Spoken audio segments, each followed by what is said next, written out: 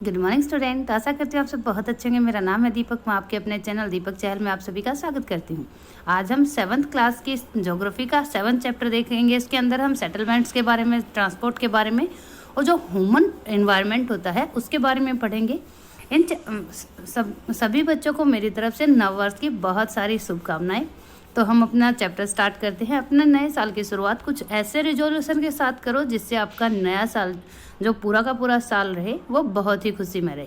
तो आगे हम स्टार्ट करते हैं इन चैप्टर फर्स्ट के अंदर you have learned that early man being depend entire on nature for food, clothing and shelter. आप लोगों ने चैप्टर फर्स्ट के अंदर देखा कि ह्यूमन बींग्स अर्ली टाइम में जो एंशियंट टाइम होता था मोस्टली चीज़ों के लिए नेचर पर डिपेंड करता था, चाहे वो फूड हो, क्लोथ्स हो या शेल्टर हो। But with the time they learn new skill to grow food, build home and develop better means of transport and communication. और लेकिन टाइम के साथ साथ वो अपने स्किल्स को ग्रो करता रहा है। जैसे उसने बहुत सारी स्किल सीख ली, जैसे फूड को किस तरह से ग्रो करना है, होम्स को किस तरह बिल्ड करना है, और उन्होंने बेटर मीन्स डेवलप किए ट्रांसपोर्ट की और कम्युनिकेशन की। In this way they modified the environment where they lived. और इसी तरह से उन्होंने अपने एनवायरनमेंट जिसके अंदर वो रह रहे थे उसको मॉडिफाई किया। Settlement are place where people build their home. Settlements उस प्लेस को बोला जाता है जहाँ पर पीपल जो हैं वो अपना होम बनाते हैं। Early human beings lived in on trees and in caves. जो एंशियंट टाइम में आदिमानव होते थे वो ट्रीज के ऊपर और केव्स के अंदर रहते थे। When they starting to grow crop, it become necessary to have a permanent home. जब उन्होंने क्रॉपिंग ग्रो करना स्टार्ट किया तो ये उनके लिए मैंडेटरी हो गया कि उनके लिए एक परमानेंट हाउस होना चाहिए। The settlement grew near the river valley as water was available and land was fertile. जो सेटलमेंट से ज़्यादा वो रिवर्स की वैली के अंदर हुई। क्यों? क्योंकि वहाँ पर वाटर अवेलेबल था और जो लैंड थी वो बहुत फर्टाइल थी। फिर the development of trade, commerce and manufacturing, human settlement being larger. और जैसे जैसे ट्रेड, कम्युनिकेशन, कॉमर्स और जो मैन्युफैक्चरिंग है उसमें डेवलपमेंट हुआ, जो ह्यूमन सेटलमेंट थी वो भी लार्जर होती चली गई। Settlement flourish and civilised developed near river valley. इसी तरह से जो रिवर वैली है उसी के अंदर हमें बहुत सारी सभ्यताएं देखने को मिलती हैं जो वहाँ पर फर्टाइल हुई और फ्लोरिश हुई। Do you recall the name of civilization that grow along the bank of river Indus, Tigris, Nile and Hwangho? आप लोगों को कमेंट बॉक्स में उन सिविलाइजेशन के नाम बताने हैं जो इन रिवर के बैंक के ऊपर डेवलप हुई, जैसे इंडस, टिग्रिस, नील और हवांगो। सेटलमेंट कैन बी परमानेंट और टेम्परेरी। जो सेटलमेंट है वो परमानेंट भी हो सकती है और टेम्परेरी भी हो सकती हैं।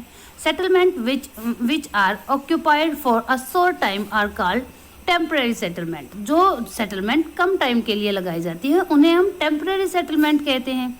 The people lived in deep forest, hot and cold desert and mountain often dwell in such temporary settlement. जो लोग हॉट एरिया के अंदर रहते हैं, डीप फॉरेस्ट के अंदर रहते हैं, कोल्ड डेजर्ट या फिर माउंटेन्स के अंदर रहते हैं, के ऊपर रहते हैं, वो लोग इस तरह की जो टेम्परेरी सेटलमेंट होती है उसका को बिल्ड करते हैं। They practice hunting, gathering, shifting, cultivation and transhumance. वो क्या करते हैं? हंटिंग करते हैं, गैदरिंग करते हैं, या फिर जो शिफ्टिंग कल्टीवेशन होती है वो करते हैं, या फिर वो ट्रांसह्यूमन्स करते हैं। ट्रांसह्यूमन्स का मतलब अपना जो एनिमल्स हैं उनको एक जगह से लेके दूसरी जगह पर जाते हैं, तो उन्हें परमानेंट सेटलमेंट की जो मैंडेटरी नहीं होती, वो टेम्परेरी सेटलमेंट लगाते हैं। जहाँ पर भी उन्होंने अपने एनिमल्स को रखा वहीं पर अपने टेंट्स लगा लिए। However, more and more settlement today are permanent settlement. लेकिन आज के दिन अगर हम देखते हैं तो बहुत सारे सेटलमेंट हमें परमानेंट सेटलमेंट मिल जाएंगी। In this settlement people build home to live in. इन सेटलमेंट्स के अंदर जो आदमी है वो रहने के लिए घर बना लेते हैं, ठीक है, मतलब परमानेंट घर बना लेते हैं। It is Mary's birthday party. Mary की बर्थडे पार्टी की बात हो रही है। She and her friends were waiting for Gurpreet to arrive so that Mary could cut the cake. Gurpreet का सभी वेट कर रहे थे ताकि मैरी केक को कट कर सके। At last Gurpreet arrive. Last में गुरप्रीत आती है। Tired, coughing and wishing. वो बहुत ही टायर्ड थी, कफिंग हो रही थी और विशिंग हो रही थी। She explain that the traffic jam was tribal. उसने बताया कि बहुत भयानक ट्रैफिक जाम लगा हुआ था। Mary's mother Mrs Thomas patted Gurpreet's back and said. Mary की मदर जो मिसिज थॉमस थी, उन्होंने गुरप्रीत की बैग को पैटेड किया और साइन किया और बोला of the pollution of our city, कि बहुत ज़्यादा पोल्यूशन है हमारे सिटी के अंदर।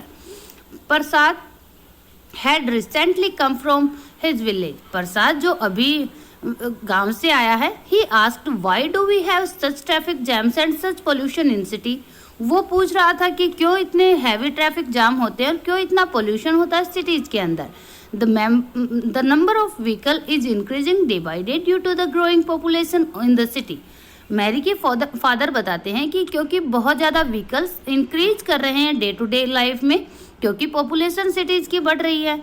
तो मैरी पूछती है then why are people coming to city, तो फिर लोग शहरों में क्यों आ रहे हैं जब इतनी ज़्यादा ट्रैफिक है, इतनी ज़्यादा पोल्यूशन है, तो यहाँ पर क्यों आ रहे हैं।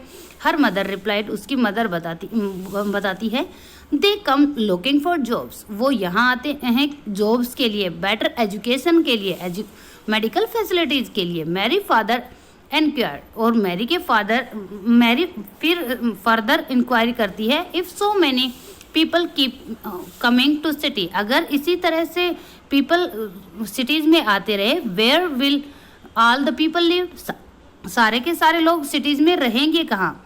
मिस्टर थॉमस सेड, उनके फादर जो मिस्टर थॉमस थे वो बताते हैं that's why you see so many slum and scatter settlement where people stay in congest and unhygienic condition. यही कारण है कि आपको बहुत सारी झुग्गी झोपड़ियाँ और जो स्लम एरिया होता है वो देखने को मिल जाती हैं, जहाँ पर लोग अनहाइजेनिक और बहुत ही कॉम्प्लिकेटेड सिचुएशन के अंदर रहते हैं। Shortage of power and water supply are common problem in the city.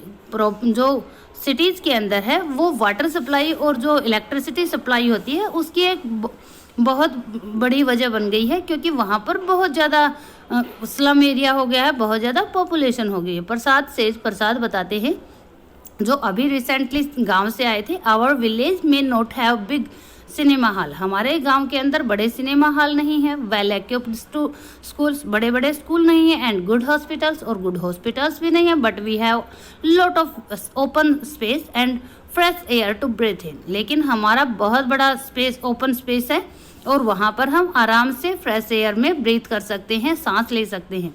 When my grandfather was sick we have to rush him to the city hospital, लेकिन जब हमारे दादाजी बीमार हुए थे तो कहाँ लेके गए थे, सिटी हॉस्पिटल में लेके गए थे। ठीक है, from the above conversation you can identify two different picture of settlement. जो आप लोगों ने ऊपर देखी उससे आप अंदाजा लगा सकते हो कि दो तरह की सेटलमेंट्स हो सकती हैं, the rural and the urban settlement. उसमें रूरल और अर्बन सेटलमेंट हो सकती है। The village are rural settlement where people are engaged in activities like agriculture, fishing, forestry, craft work and trading etcetera. जो विलेज होता है वहाँ पर जो सेटलमेंट होती है वहाँ के लोग एंगेज होते हैं फर्स्ट जो कैटेगरी बोली जाती है वर्क की, उसके अंदर, जिसके अंदर हम agriculture, fishing, forestry, craft person या फिर जो ट्रेड होता है वो करते हैं। Rural settlement can be compact और स्कैटर्ड। जो रूरल सेटलमेंट होती हैं वो कॉम्पैक्ट भी हो सकती हैं और स्कैटर्ड भी हो सकती है, मतलब बिखरी हुई भी हो सकती है, मतलब बहुत सघन भी हो सकती है और बिखरी हुई भी हो सकती है। एक compact settlement is a closely built area of dwelling. जो कॉम्पैक्ट होती है उसके अंदर पास पास आपको घर मिलेंगे, क्लोजली बिल्ट हाउसेज मिलेंगे, whether flat land is available, जहाँ पर फ्लैट लैंड अवेलेबल होती है। In a scattered settlement dweller was spaced over an extremely extensive area। और जो स्कैटर सेटलमेंट होती है उसके अंदर बहुत बड़े एक्सटेंसिव एरिया के ऊपर आपको दूर दूर हाउसेज मिल जाएंगे। This type of settlement is mostly found in हिली ट्रैक। इस तरह की सेटलमेंट हमें हिली ट्रैक पर मिलेगी, थिक फॉरेस्ट के अंदर, और जो रीजन है जहाँ पर एक्सट्रीम क्लाइमेट हमें देखने को मिलता है वहाँ पर मिलती है। In rural area people built houses to suit their environment. जो रूरल एरिया में है पीपल इसी तरह के घर बनाते हैं जो उनके इन्वायरमेंट को सूट करते हैं। इन रीजन्स ऑफ हैवी रेनफॉल, जैसे कि जहाँ पर ऐसे एरिया हैं जहाँ पर बहुत ज़्यादा रेनफॉल होती है, दे आर स्लैटिंग रूफ, उनकी जो रूफ होती हैं वो स्लैंटिंग होती हैं, मतलब वो तिरछी होती हैं। Places where water accumulate in the rainy season, ऐसे प्लेस जहाँ पर वाटर इकट्ठा हो जाता है रेनी सीजन के अंदर। The houses are constructed on the rise platform और स्टील्स, जो वो एक ऊपर उठे हुए प्लेटफॉर्म के ऊपर बनाए जाते हैं, जैसे आपको यहाँ पे दिखाई दे रहा है। यहाँ पर वाटर लॉगिंग होती है, इसलिए एक बड़ा प्लेटफॉर्म ऊपर बनाया जाता है और उसके ऊपर हाउस को कंस्ट्रक्ट किया जाता है। Thick mud walled house with thatching roof are very common in area of hot climate। और जहाँ पर हॉट क्लाइमेट होता है वहाँ पर मोटी मोटी मड की दीवारों वाले घर हमें दिखाई दे जाएंगे, और जहाँ की कच्ची रूफ होती है वो भी हमें दिखाई दे जाएंगे। Local material like stone, mud, clay, straw are used to construct houses. जो लोकल मटेरियल होता है जैसे स्टोन होते हैं, मड होते हैं, क्ले होते हैं या फिर स्ट्रॉ होते हैं, उसी को यूज किया जाता है ऐसे घर बनाने के लिए। Towns are small and cities are larger urban settlements. जो टाउन होते हैं वो छोटे अर्बन सेटलमेंट होते हैं और जो सिटी होते हैं वो बड़ी होते हैं। In urban area the people are engaged in manufacturing, trading and services. जो अर्बन एरिया होता है वहाँ पर लोग ज़्यादा एंगेज कहाँ पर होते हैं? मैन्युफैक्चरिंग के अंदर, ट्रेडिंग के अंदर या सर्विसेज के अंदर। मतलब एग्रीकल्चर के अंदर इतने लोग इन्वॉल्व नहीं होते। Name some of the village, towns and cities in your state. आपके स्टेट के विलेज, टाउन और सिटीज के नाम बताने हैं आपको कमेंट बॉक्स के अंदर।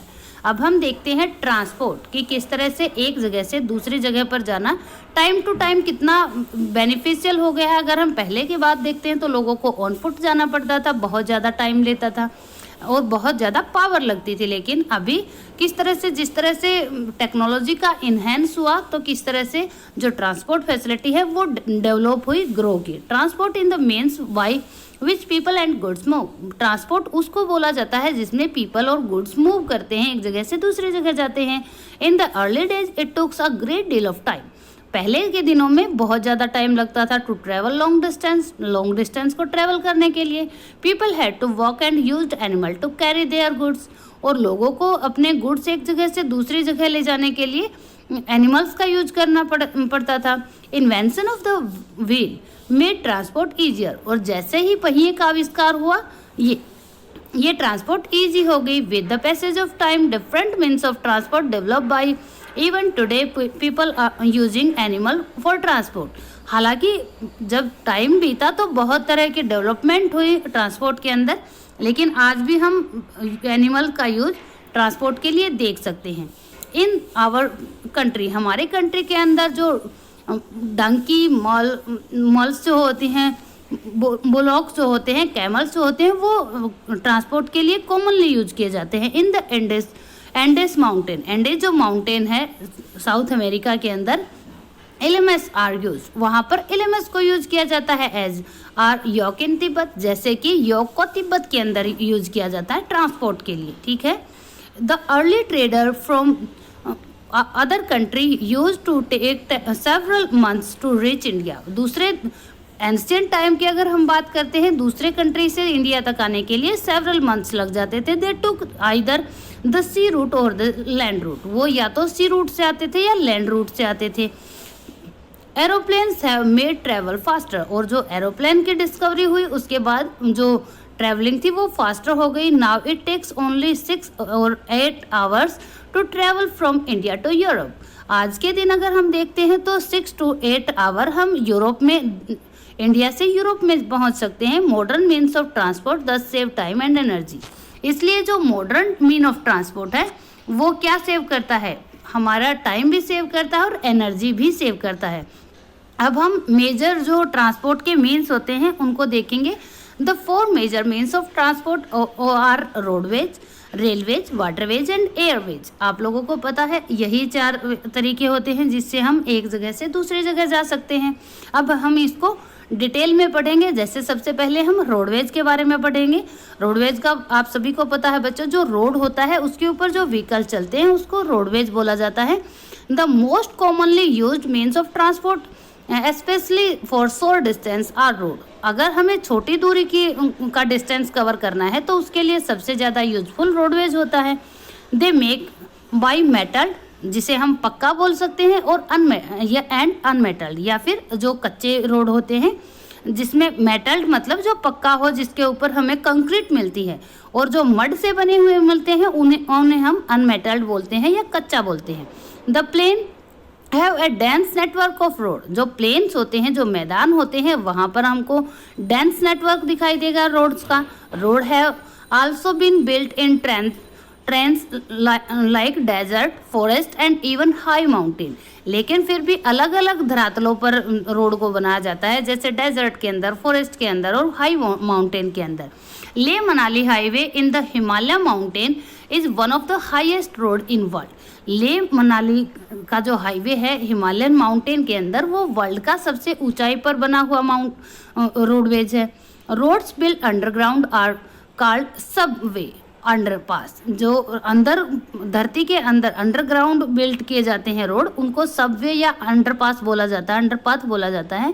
Fly over are built over rise structure, और जो फ्लाई ओवर होते हैं वो ऊपर की तरफ जो रोड जाते हैं उन्हें बोला जाता है, मतलब जो राइज स्ट्रक्चर होता है। तो आगे हम देखते हैं बच्चों रेलवेज के बारे में। अब तक हमने रोडवेज के बारे में पढ़ लिया, अब हम रेलवे को डिस्कस करेंगे। The railway carry heavy goods and peoples over long distance quickly and cheaply.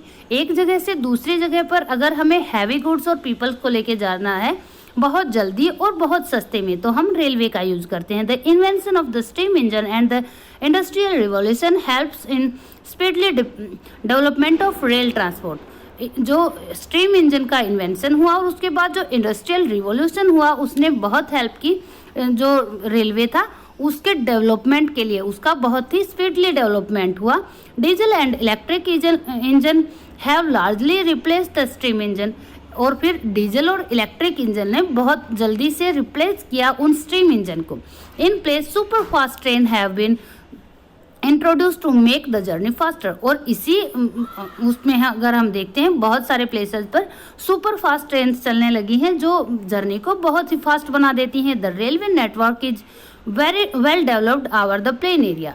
Plane area के अंदर रेल नेटवर्क जो है वो बहुत अच्छा डेवलप्ड हमें दिखाई देता है। Advance technology skill have in able laying the railway line in difficult mountain trains also, और जो एडवांस टेक्नोलॉजी है उसने मैन को एबल बना दिया है कि वो जो डिफिकल्ट ट्रेन्स होते हैं, जहाँ पर बहुत आसान नहीं होता, वहाँ पर भी हम रेलवे लाइंस को बिछा सकते हैं। But these are much fewer in number, लेकिन वहाँ पर ये बहुत कम होती हैं। अगर हम माउंटेन्स में और प्लेन्स में देखेंगे तो हमें बहुत बड़ा डिफरेंस दिखाई देगा।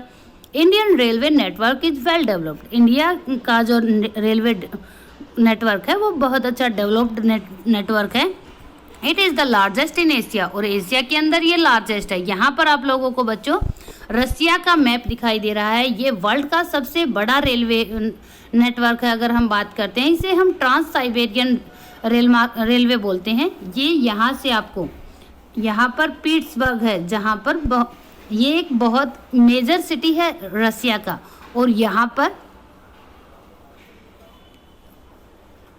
व्लादिवोस्टोक है, जो अगर हम देखते हैं जापान की तरफ एक बहुत बड़ा शहर है, वहाँ से वहाँ तक फैला हुआ है। इसे ट्रांस साइबेरियन रेलवे बोला जाता है, जो दुनिया का सबसे बड़ा रेल मार्ग है। ठीक है, तो अब हम वाटरवे की बात करते हैं।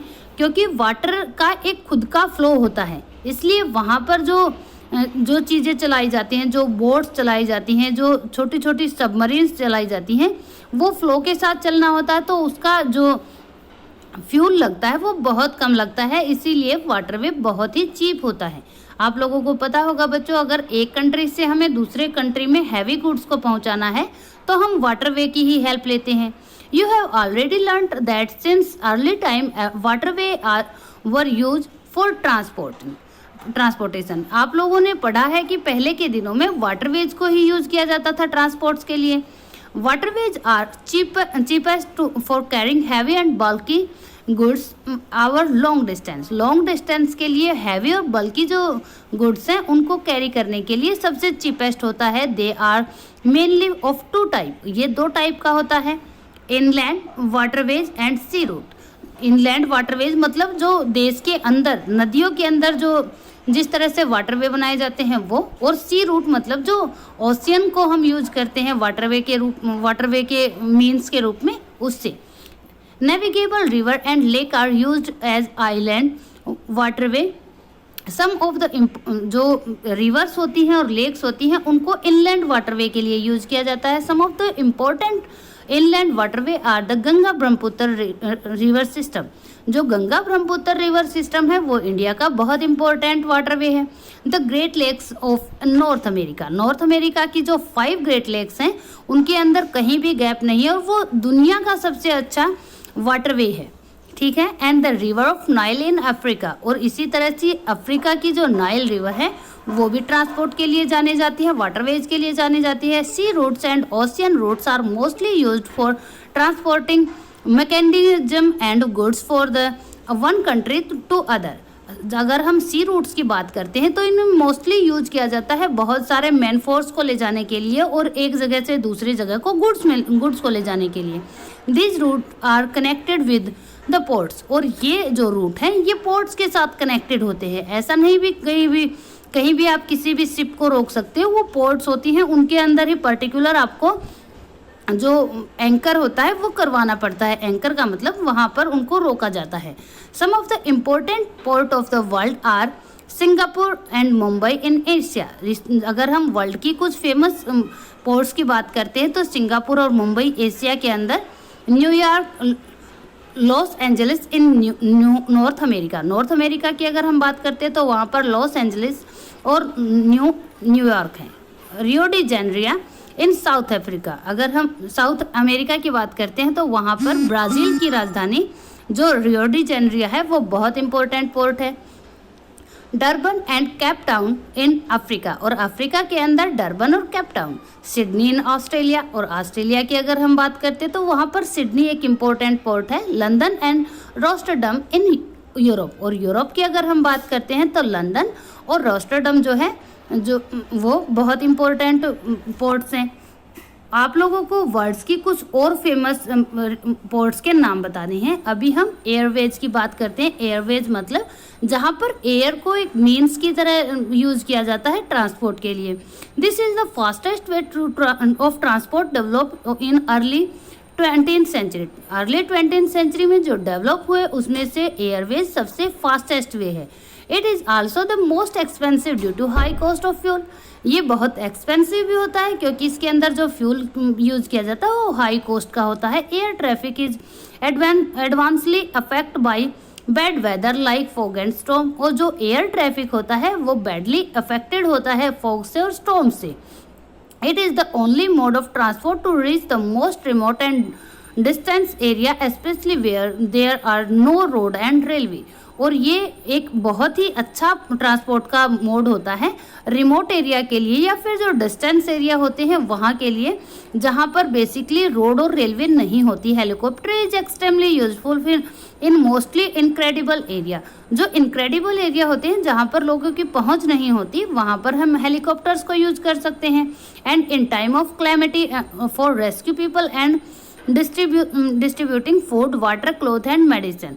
और जब किसी भी तरह की क्लाइमेटी हो जाती है जैसे कहीं पर फ्लड आ जाती है तो वहाँ पर रेस्क्यू करने के लिए हेलीकॉप्टर्स का यूज़ किया जाता है.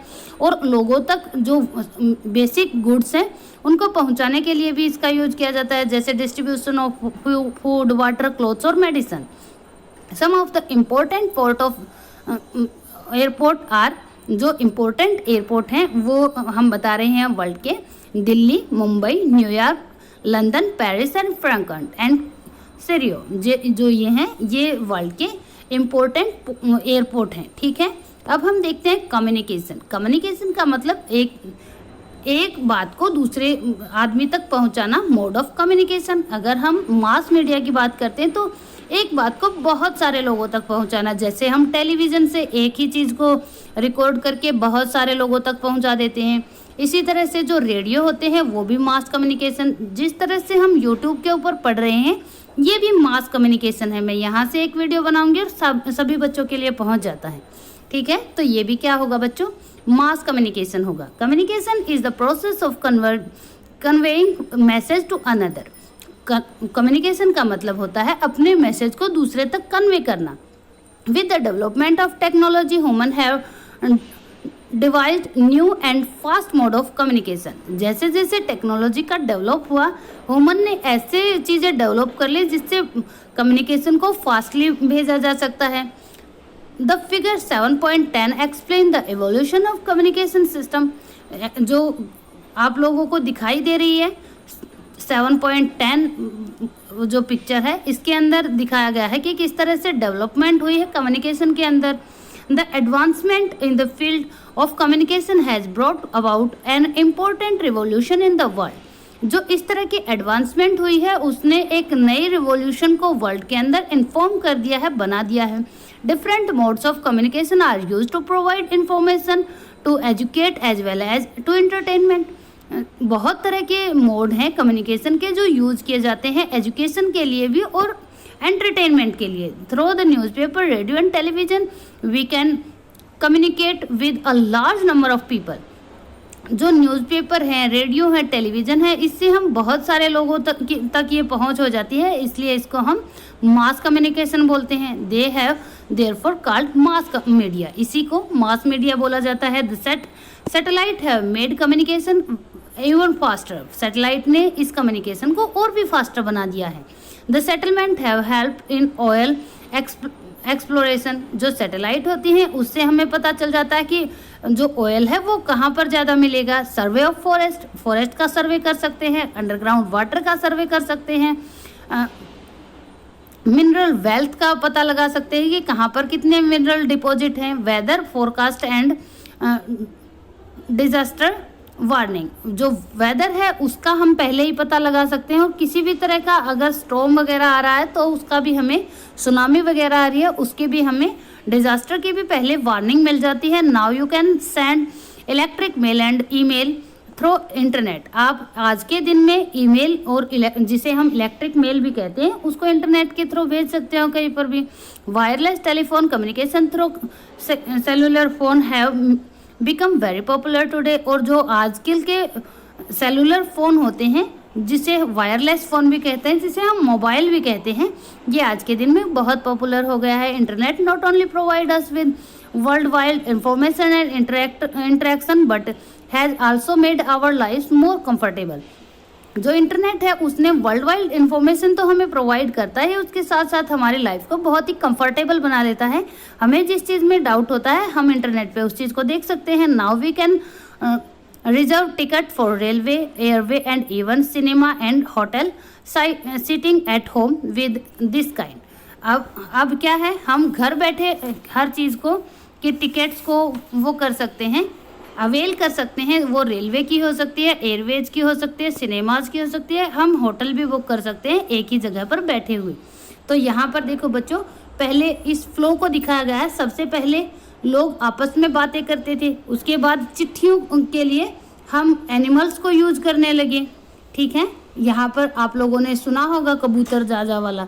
उसके बाद जो चिट्ठियाँ हैं उनका ट्रेंड आया, उसके बाद न्यूज़पेपर्स का, और लास्ट में जो आज के दिन हम देख रहे हैं जिसके अंदर हम लैपटॉप, सिनेमा घर या फिर सैटेलाइट व्यू को देख सकते हैं। ठीक है, तो ये प्रोसेस दिखा रहा है कि किस तरह से प्रोग्रेस हुई मीन्स ऑफ कम्युनिकेशन की। तो आशा करती हूँ बच्चों आप लोगों को ये चैप्टर बहुत अच्छे से समझ में आ गया। अगर समझ में आ गया तो वीडियो को लाइक करना बिल्कुल मत भूलिए, चैनल को सब्सक्राइब भी सभी को करना है। ओके बच्चों, bye bye, have a nice day.